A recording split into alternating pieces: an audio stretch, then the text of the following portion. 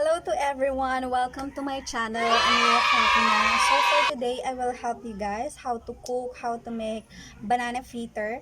In Tagalog po, maruya. In Ilocano, there's Ilocanos out there. Hello! Ano ba Ilocano na maruya? Nasamit nga sa ba? Well, I don't know. Anyway, sorry also for this video for if you have hear some noise distraction out there dahil sa mga kapitbahay po namin, marami po silang alagang manok. So, pasensya na po if we have some noise distraction. So, okay. In making of banana fritter, I just make it very simple and very affordable. In my ingredients, I use only flour, okay, sugar, especially banana are main ingredients, and then cooking oil. But if you have milk, if you have egg, it's up to you. You can use it. Kayo na po ang bahala kung gusto nyo pong gumamit. Kung may milk naman po kayo extra dyan, okay lang po para mas masarap.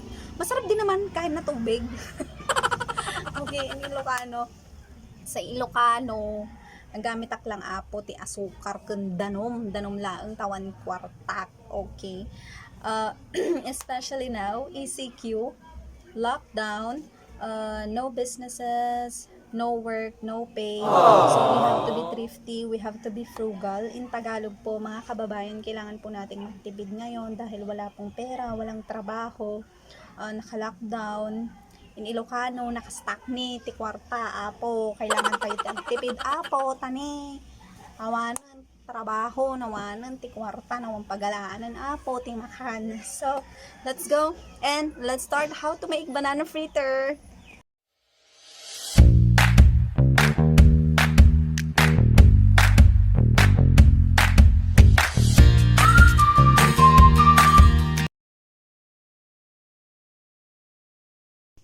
Okay, so first, prepare those ingredients. As you can see,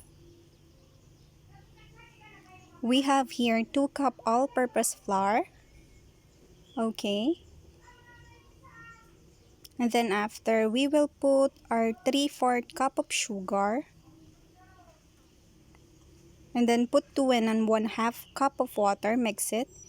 Mix it gradually. Haluin lang po natin ng mabuti until it coming like this, hanggang maging ganito na siya.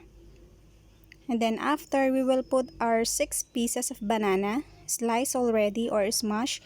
It's up to you po. Tapos haluin nyo po ulit, then mix it again. Kung gusto nyo naman po gumamit ng ibang variety ng banana, okay lang po. If you wanted to use other variety of banana, it's up to you. Kung no kayat yung matapong green nga saba, okay lang. Trip yung ata apo, da kanyayo. Tapos kiwaran nyo ulit. So, after, in a frying pan, 3/4 cup cooking oil. So, check. Then after, if it's ready, we can put our mixture we make before.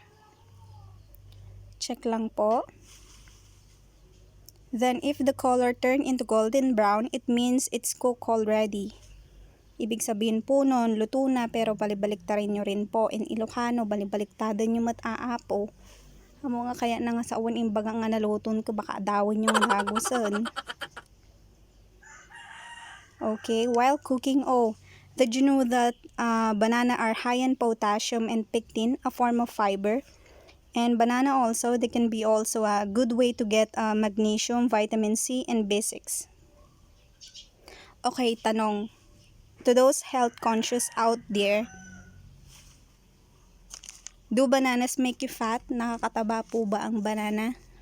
Well, the answer is no.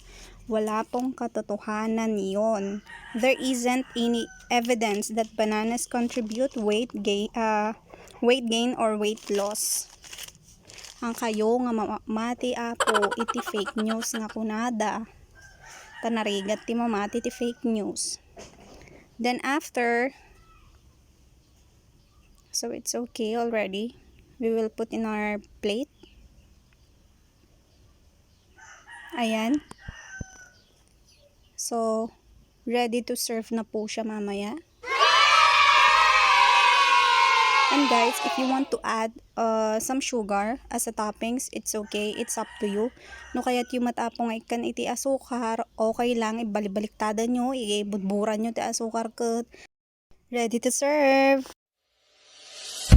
Thank you guys for watching. See you next next time.